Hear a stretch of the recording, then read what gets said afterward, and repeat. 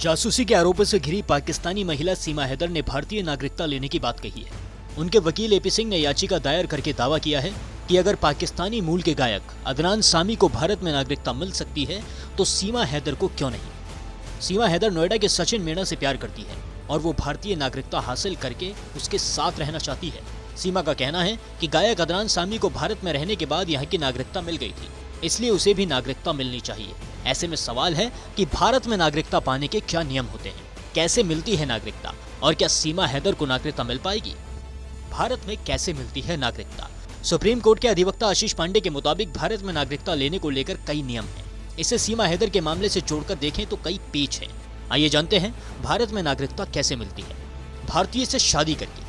अगर कोई भारतीय किसी विदेशी महिला से शादी करता है या भारतीय लड़की किसी विदेशी लड़के से शादी करती है तो वो विदेशी लड़की या लड़का भारत में नागरिकता पाने के लिए आवेदन कर सकता है।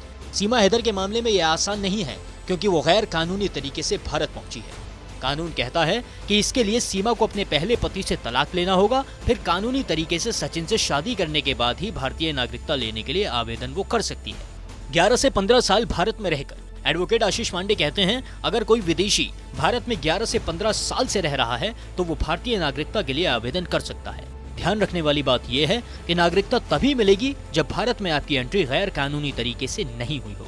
भारत में सीमा हैदर की एंट्री को गैर कानूनी बताया गया है, इसलिए समय पूरा करने के बाद भी नागरिकता मिलनी बहुत मुश्किल है।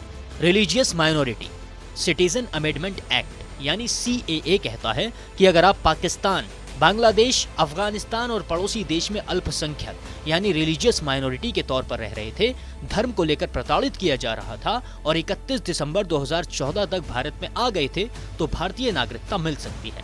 सीमा हैदर को इस तरीके से भी नागरिकता पाना आसान नहीं होगा क्योंकि वो पाकिस्तान में अल्पसंख्यक नहीं थी। संविधान के जरिए वो कहते हैं कि जिस समय संविधान को लागू किया गया उस समय जो भी लोग भारत में मौजूद थे उन्हें भारतीय नागरिकता मिलेगी, भले ही उनके पास कोई दस्तावेज थे या नहीं। इसके अलावा भारत में जन्म लेने वाले यानी जन्मजात को नागरिकता मिल जाती। भारतीय नागरिकता के लिए ऐसे करें आवेदन। भारत में नागरिकता हासिल करने के लिए गृह मंत्रालय के विदेश प्रभाग के जरिए आवेदन किया जाता है। भारतीय नागरिकता से जुड़ी आधिकारिक वेबसाइट पर जाना होगा। यहाँ पर सिटीजन एक्ट 1955 की गाइडलाइन को समझना होगा। गाइडलाइन में भारतीय नागरिकता हासिल करने के लिए अलग अलग योग्यता बताई गई है।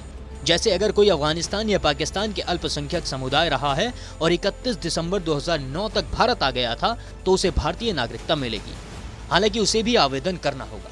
ऐसी कई शर्तें पोर्टल पर मौजूद हैं जिसके आवेदन को अपनी स्थिति के हिसाब से चुनना होगा। अपनी योग्यता के मुताबिक उन्हें ऑनलाइन फॉर्म के साथ जरूरी दस्तावेज भी सबमिट करने होंगे।